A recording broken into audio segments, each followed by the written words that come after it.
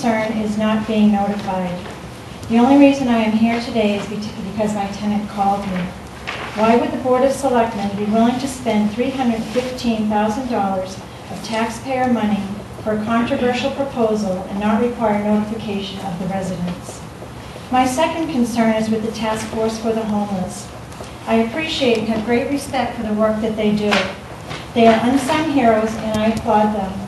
However, they are a volunteer operation. The Community Preservation Committee and the Board of Selectmen are entrusting $315,000 of taxpayer funds to a group of volunteers. One of my concerns is long-term maintenance of the house. They are buying a 100-year-old house that will need constant and expensive maintenance. Personally guaranteed by Connie that our property value would not be affected. I was wondering if the board would be willing to stand behind that guarantee. Prince Street is a very quiet street.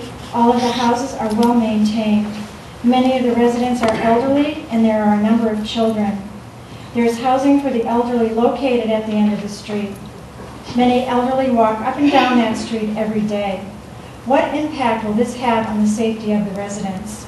You are introducing an unknown element and possibly a high-risk element. Sometimes you go home and you replay a meeting back in your head and you say, you know, I really should have thought about something a little clearer, or I should have done something differently, or you get some other information.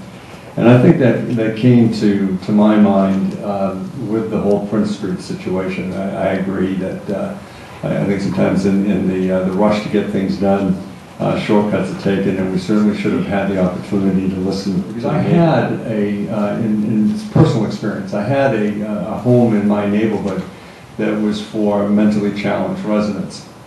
And it was midway through when these homes were being placed in various parts of town. So it wasn't the first home and it wasn't the last one. And there was concern in our neighborhood what would happen and how would it play out. And I have to say that probably in the years that it was there, it's no longer there. You know, the residents were fantastic. A couple of small incidents, but nothing that you know, got any of us up in arms. But there was a side piece to this that did bother me, and that was the parking.